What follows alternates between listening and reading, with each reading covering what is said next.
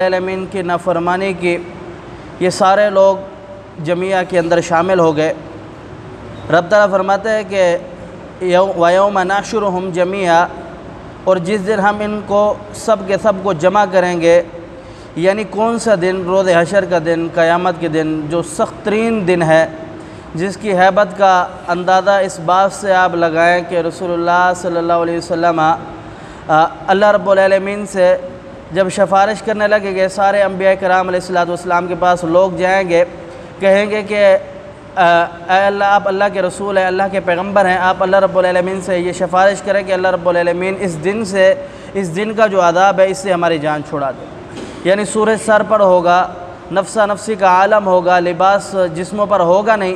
تو سارے انبیاء کرام علیہ السلام کے پاس جائیں گے۔ انبیاء کرام علیہ السلام اللہ رب العالمین سے سفارش کرنے سے گھبرائیں گے، ڈریں گے، اور کہیں گے کہ آج سے پہلے نہ رب تعالیٰ اتنا پہلے کبھی غضب میں تھا، نہ آج کے بعد اتنا کبھی غضب میں ہوگا۔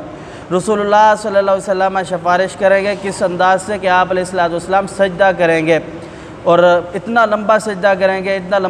کریں گے کہ بعض روایت میں آتا ہے 3 دن کا سجدہ کریں گے۔ 3 دن کے بعد رسول اللہ صلی اللہ علیہ وسلم سے اللہ رب العالمین فرمائیں گے کہ ارفع راسک، اے محمد سر اٹھا اور مکھڑا دکھا، بتلا کیا مانگنا ہے۔ کہیں گے کہ اللہ میری امت کا حساب و کتاب شروع کر۔ تو یہ لوگ کہیں گے کہ اس عذاب سے بچ جائے، باقی جہنم میں چلے جائے، اور جہنم کا عذاب تو پھر اس سے بھی زیادہ سخت ہوگا۔ تو اللہ رب العالمین بیان فرماتے ہیں کہ ہم اس دن جمع کریں گے سب کے سب کو، جو بھی اللہ رب العالمین کے نافرمان ہیں۔ یعنی اس آیات کے اندر اللہ رب العالمین نے شرک کی مذمت کو بیان فرمایا ہے۔ شرک ایک ایسی چیز ہے کہ جس نے انسان کے تمام عملوں کو برباد کر کے رکھ دینا ہے۔ انسان کے جتنے بھی نیک اعمال ہو، جتنے بھی نیک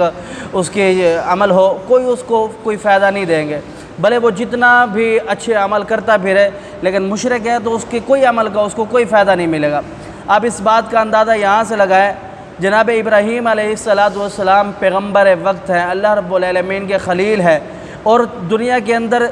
تقریباً جتنے بھی لوگ ہیں وہ اپنے آپ کو سب کہتے ہیں کہ ہم ابراہیمی ہیں۔ یہودیوں کو دیکھو، وہ کہتے ہیں کہ ہم ابراہیمی ہیں،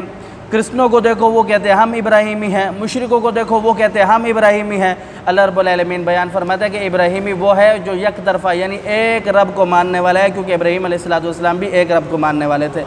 ابراہیم علیہ السلام توحید کی خاطر اتنا بڑی ان کی قربانیاں ہیں، علاقے سے نکل گئے، گھر بار کو چھوڑ گئے، آگ کے اندر پھینکے گئے، تو اتنی بڑی قربانیاں، لیکن اس کے باوجود ان کے جو باپ تھے آذر، انہوں نے وہ مشرک تھے، بت بناتے تھے، بت فروش تھے۔